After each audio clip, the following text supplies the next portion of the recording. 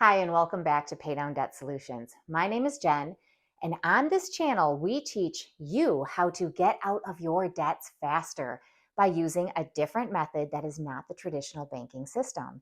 It is a method that I used and my husband used to get us out of a lot of business debts that we were in. So, if you're sitting there with a bunch of credit cards and a bunch of loans and you can't figure out how to make ends meet because you're payment poor, this is the video for you. Today, we're going to take an example of a credit card and an older gentleman and how his daughter helped him become debt free faster than using his extra cash flow to put it onto that credit card. So, that question comes up a lot with velocity banking, and that is what we do. So, I want to prove to you guys that velocity banking works. It will save you time and it will save you money. So, let's today get into how you can turn your credit card into a savings fund because, as ironic as it sounds and how as interesting as it sounds, you actually can. So, the simple method will be you're taking a debt tool. Here's the irony, right? You're taking a debt tool and you're turning that into a savings fund. Well, how is that? Well, let me explain. So, when you do the simple method, which is velocity banking, which is putting your income into a debt tool, you save interest on your debt, okay, because you're doing it faster. You will get out of your debts much faster, thus, you're saving interest on that debt. You will create an emergency fund. Well, how is that? How do you create cash out of thin air? Well, you're not necessarily creating cash, but you are creating cash flow. So as you pay down your credit card faster or your line of credit faster, what happens? You have more purchasing power on that card, correct? Because as you drop your balance on that card, you now have purchasing power to go out and purchase or take care of whatever emergency might crop up because there's almost nothing out there that you can't buy on a credit card at this point. You will also, again, like I just said, you will free up cash flow, but you're going to free up cash flow because the payment that you would have made on that line of credit, now you don't owe. And why is that? Because we are going to be putting, now this is different than traditional banking, right? We are going to be putting our income onto that credit card and we are going to be running all of our expenses out of that credit card. So that means that the payment we would have had to have made is already made by putting the income, our income into it. So that payment comes back to us as cash flow, and that cash flow works down these cards faster.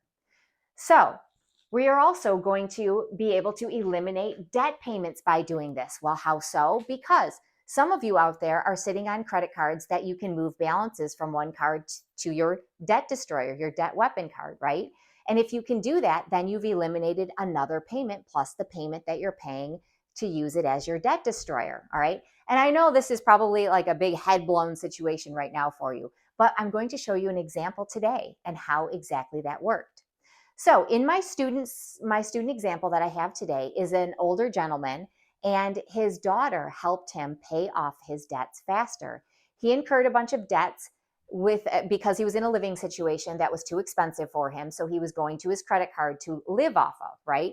And so that happens a lot to a lot of people, not just older people, but a lot of people in general, because right now we know it's expensive to live. And when it's expensive to live and you haven't pared back as much as you can, or maybe you have and you still can't make ends meet, there has to be a different way to do it. And well, his way was he changed his living situation. So then he had a little bit of cash flow. Okay, he had a little bit of cash flow. But now the question is, what do we do about this credit card debt? And is there a way to pay it off faster? Because what she originally was going to do with him was put his extra cash flow onto this card. And many people out there, those velocity banking naysayers out there will say, just throw your extra cash on the card. Why would you go through all of that? Well, guess what? It's not going through all of that because this is very simple. And I'm about to show you why we do that. So today, I am going to prove to you that velocity banking works and it will save you money. I promise that by the end of this video, you are going to understand velocity banking a little bit more, and you may even have an idea of what you're going to be doing with your credit cards going forward. And I'm going to plan out for you what we're doing with him so you understand how this works. So let's get into our scenario today. Our students who his daughter helped him save a ton of money in a very short period of time. So let's get into it. So I have an income here with this older gentleman of $2,690. So $2,690 is his income. His total expenses are $2,585. Now remember, he was actually negative cash flow to begin with, and that's how he racked up his credit card debt. Okay. So then he has but now he has $105 in cash flow because he changed his living situation and now has extra cash flow that he can use. Okay. Albeit not a bunch, but he lives very simply. So it does help him. So we've got cash flow at 105. He has rent to pay, that's $1,200. And he has this big card that's hanging over his head, right? And his daughter wanted to help him with this. So she wrote in and gave us this situation with her dad to tell us that Velocity Banking works and how excited she is for him that he is on track now to have it paid off. And we're going to show you how that works. So this Discover card is $9,920, okay? That's the balance on the card. It has a $300 payment and it is at 28%. So if he were to continue on in the traditional banking system that he is currently on, it will take him 5 years and 5 months, and it will cost him $9,283 for debt interest, okay? His original debt is $99.20 and his debt interest is $92.83. That's pretty absurd when you think about it, okay? So because he's going to be using his credit card as his debt destroyer, that means that there are certain charges that you cannot run through your credit card, okay? And so those charges are other credit cards, right? Other credit cards, other loans, all right? And a lot of times rent payments cannot go through a credit card. So what would happen is you hold those expenses out, all right? And you hold that out of your income. You let it sit in your checking account until those bills are due, and you pay them out of your checking account. Everything else he is going to run through his credit card, okay? All of his other living expenses, all of his other bills, utilities, all of that, that's all going to be run through his credit card. So here's what it looks like when he does that, all right? The first thing we have to do is calculate what his available income is that he can put onto his card, all right? So the available income is going to be his income of $2,690 minus his rent payment of $1,200. Now, we have to figure out his chargeable expenses. So here are his expenses. His total expenses are $2,585. Okay, so $2,585 is what we start with. We subtract out the $1,200 for rent because that's an expense to him. We subtract out the $300 for his Discover payment because that's an expense to him. And that leaves us with $1,085 as his chargeable expenses. Okay, the others, right? This $300 and this $1,200, he would have been holding out of his income, right, to make those payments. So he has to then account for this. So he has to hold this out of his, these out of his income, right? Now, here's his income, $2,960 minus $1,200, $2,960 minus $1,200. But we do not have to subtract off this $300 because he is putting his income into this as his debt destroyer. So this payment would be coming back to him as cash flow. So then I did not put this payment in here, right? Because it's now become cash flow to him. So the only thing he has to hold out of his available income is his $1,200. So the income of $2,960 minus the $1,200 for rent means that he has $1,760. So $1,760 is going to go onto his credit card as a payment, okay? And he's going to run all of his expenses then out of that same card. So what does it look like when you do this? And then the question is, well, again, Jen, why do we want to do this? Well, we're going to prove to you today why you want to go through this complex thing of Velocity Banking, right? So we have $99.20 as his starting balance. We have $1,760, which is his available income. So when he puts his available income onto this card, it drops him immediately to $8,160. So now he has a low balance for the moment, right, of $81.60. So in one move, by putting his income in, he drops his balance to $81.60 from the $99.20.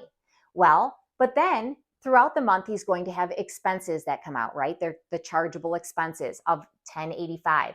So his gas, his groceries, any utilities, all of that is coming out of this credit card now. All right. And we also, though, have to account for the interest of that credit card. Now, the interest on that credit card, as you can see here, is 28%. So we have to calculate what, if we want to know how much we're going to pay, I should say, at the end of all of this, then we need to calculate what the interest is going to be. And that interest is $210. Well, let me show you how we get that. Because you may want to calculate this month over month to make sure, number one, that you're doing it correctly, and number two, how much you will save, okay? So let's take and figure out, how do we get this 210? So let's look at that. We first are going to take 9,920, so 9920, and we are going to add to it the 8160, okay? And the reason is that gives us we have our high balance plus our low balance for the month. Now, credit cards are calculated on an average daily balance. So the average daily balance then is what we're trying to account for, is how much on average this card is going to have, so that we know what to calculate our interest rate as for the first month. So when I add those two together, I'm going to get $18,080. But then I'm going to divide it by 2 because I'm trying to get my average, right, for my average daily balance. That's $9,040, all right? So $9,040, and I'm going to multiply that by the 28%, which gives me a year's worth of interest at $99.20, or I should say the average of $99.20. Okay, so the average of these two is $2,531. But that is for a year. We don't want the year, we want 1 month. So when I divide that by, whoops, and I divided it by the wrong number. Sorry, guys. Okay, let me do this real quick. So 9920, let's see, plus our 8160 equals the 1880. Divide that by 2 to get our 940. And then we multiply that by our interest rate, which gives me the 2531, right? But that is then divided by 12, not 2, because that's what I had done. So 210 is what we get. Okay, so 210. So that's the interest for the first month that we're running our new strategy, okay? So the expenses come out, the interest have to come out, or I should say back onto the card, right? Because it's coming back onto the card. And that means that we are at the end of month 1, we come back up to $9,455, okay? Now, we have to perform checks here to make sure that this strategy will work. So we have to take our $94.55 and say, is this greater than or less than the $99.20?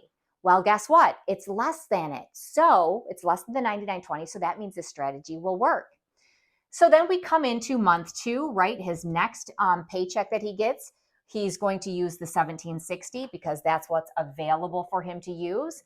And that drops him to $76.95. The $76.95 is the low balance for the month, high balance, low balance. We add those two together, right? Divide by 2, multiply by our interest rate, and then divide that by 12, which will give us our $200, right? So we have in month 2, we've dropped to $76.95. We then have to add back in our expenses, add back in our interest, and now we're at $8,980. Let's perform our checks.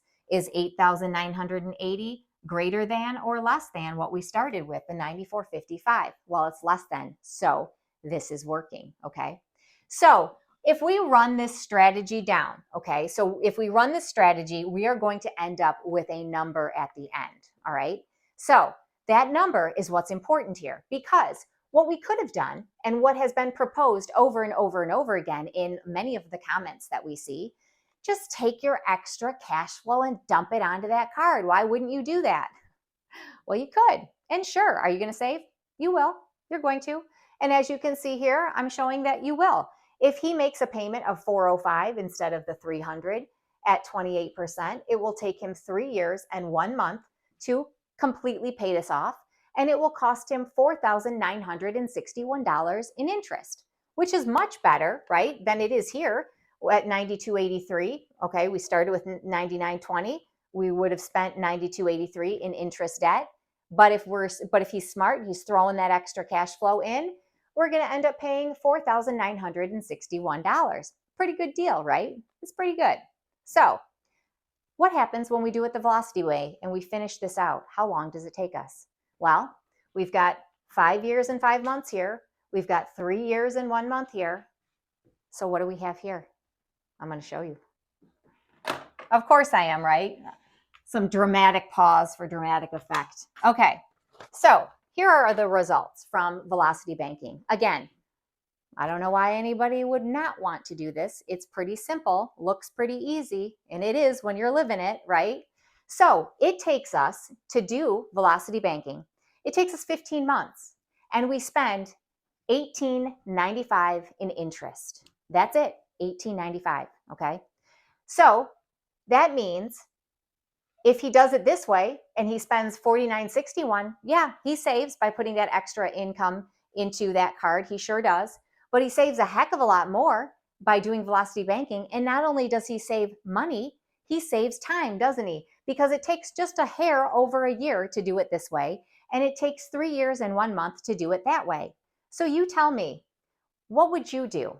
Would you take on velocity banking? Think about this. This is $99.20 in debt. If your debt is greater than that, you have now just learned a way to get yourself out of your debt much faster, right? You've saved on interest. He's saved on interest. He's created an emergency fund because now he has purchasing power on that card because he's paid it off, right? He also has freed up cash flow. He no longer owes a $300 payment. That's gone. That becomes cash flow to him to do with whatever he wants, right? He has also eliminated a debt payment. Again, he's eliminated that $300 in debt payments. So we have, by rearranging where we put our money, that's all, right? It's our shell game here, right? It's the shell game that Dan thought it was and that I would have thought it was too, had I not understood banking, right? Ex-banker here, ex-branch manager, so this makes perfect sense to me.